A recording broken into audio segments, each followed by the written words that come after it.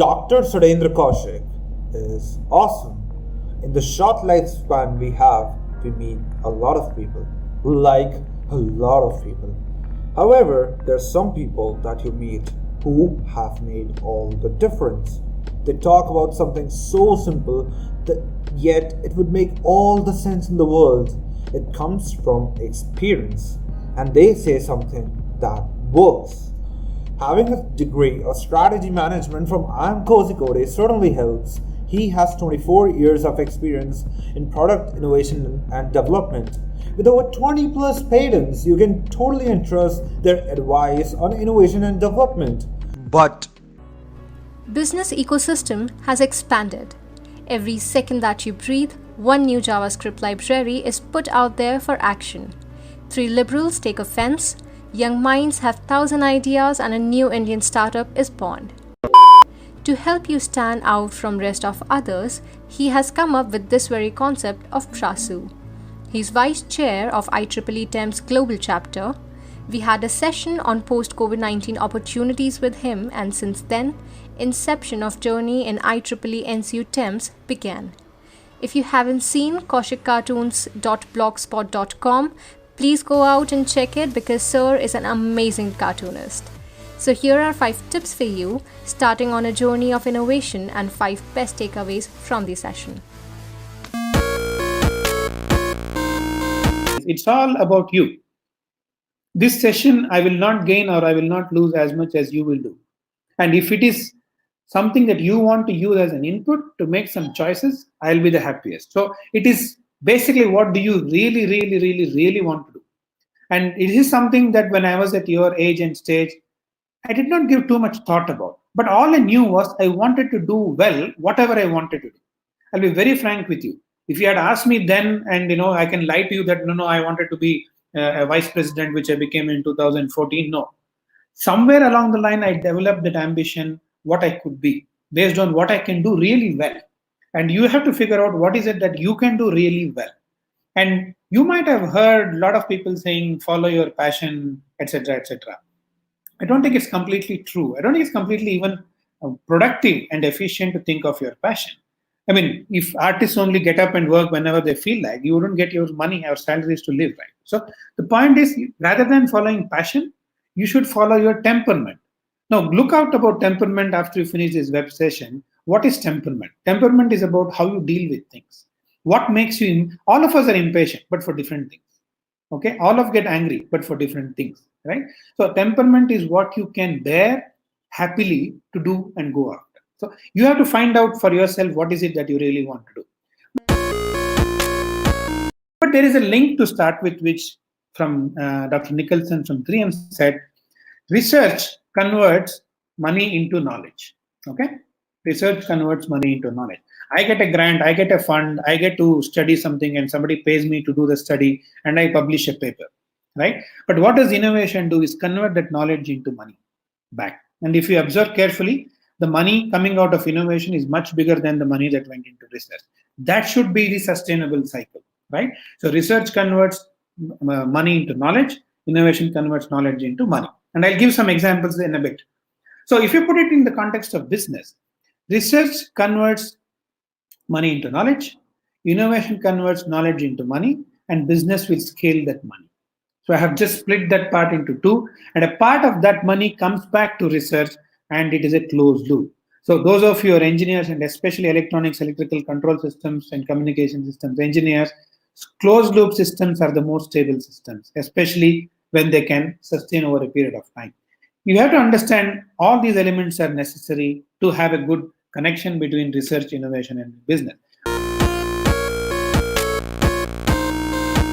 But whatever it is, if you rearrange this, it is important to understand the value is key. Like I talked to you about, you and me walk into a superstore to buy a product or something from a company. What do we give? We always take out money from our pocket. We pay money wherever we want something. So what does the company give us in return? No, it is not product, it is not service. It is value. I'm not buying toothpaste. I'm buying a solution to keep my oral hygiene intact. Please understand, I'm not buying aloe vera toothpaste because somebody made aloe vera toothpaste. I'm not buying Charcoal, the same company who said charcoal is bad, are making charcoal toothpaste now. I'm not buying it because they are making. I buy it because there is what's in it for me. I find value in it. And it is through a toothpaste I'm finding value. Through a toothbrush, through a car, through a mobile phone, through whatever it is, I find value. So I pay money for the value you get. Now think, you are both a customer and you are both an entrepreneur. When you are an entrepreneur, you have to think and force yourself, what does my customer want? And that is the key to be a successful entrepreneur. So how do you find this opportunity for innovation? Take any situation. There are two opportunities. Either there are gaps in the current situation. Gaps means things that are not supported today. Meaning, I talked about Uber. In the current situation of booking a cab through an app like Uber, you have a gap wherein the booking is not possible when you don't have a network or charge on your phone. And that is a gap, could be the starting point for you to find an innovative solution. It could be a disadvantage of it.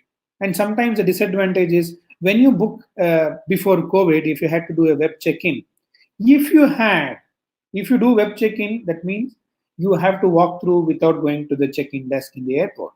But if you had a check-in baggage, you have to go and stand in another queue. So I used to tell them, I can as well stand in this queue instead of booking there and then doing this. So it's a disadvantage of the system. So both of them can be starting points for you to start your innovation journey as such, right? So I told you about problems in the future. So let me tell you, present problems are easy to find because they exist already. I talked to you about a couple of them now.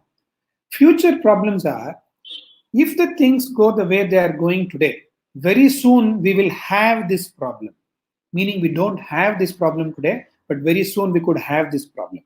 Example.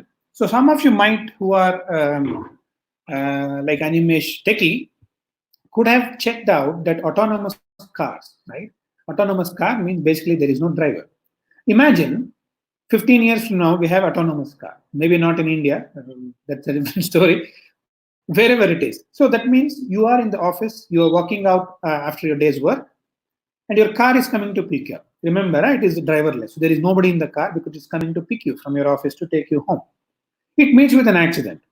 So whom does the person file case against? Because there is nobody in the car, right? But you can say it's your car. Yes, fair enough, but I'm not driving. So the whole point is these are new problems which can come, which we don't exist or which we don't have today. You have to look at trends. What are the things that are changing?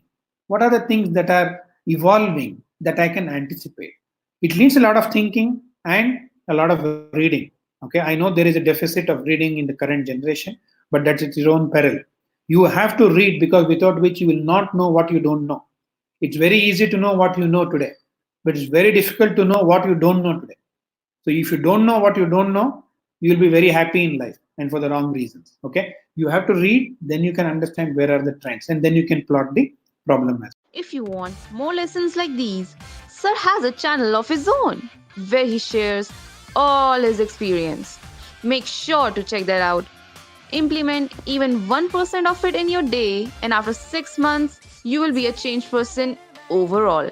Thank you for watching, and if you like our video, please subscribe to IEEE NCU and follow all its social media handles in the description for more content.